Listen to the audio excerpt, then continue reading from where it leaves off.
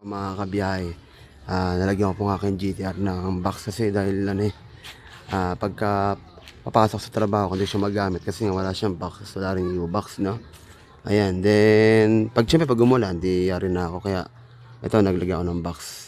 Dapat talagang bala ko sa aking motor ay Slim Max na NK 1.8. Meron na po ako sa likuran then sa harap yun na lang kailangan ko. Kaso dahil nagkaroon ako nito, syempre hindi na ako mag-i-Slim Max kasi pag nag-Slim Max ako di ang pangit naman, 'di ba? Naka-box ka. Portable tas naka-Slim Max ka.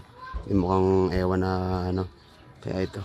Yan, papakita ko kasi yung box ng sec. Ali po ito. Ito plastic Diba ba ito, no?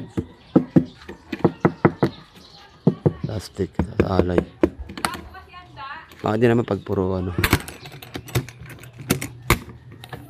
Ay, may helmet pala rito, kamera. Ayun, meron siya dito. Lagyan ng papel. Pero okay, maglalagay ng ORCR dyan kasi baka pag nawala yung motor nyo, sakto, di wala problema yung pumuwa. Malawag din pala siya. Pero mas malawag yung yung 42 liters ko na set, yung plastic. Malapad yan kasi yung sa akin, bukod dito, meron pa siya rito lagayan ng kapote. May space pa.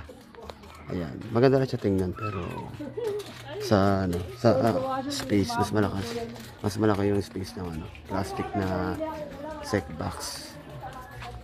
Sa forma siguro ito, pero kung sa spacious mas malaki yung sa sa plastic ko. So yun lang. Ito yung forma niya mga ka-GTR, mga kabiyahe. Ayan, para kung sakaling gusto nyo magkaroon ng box, may idea na kayo. So yun lang, salamat.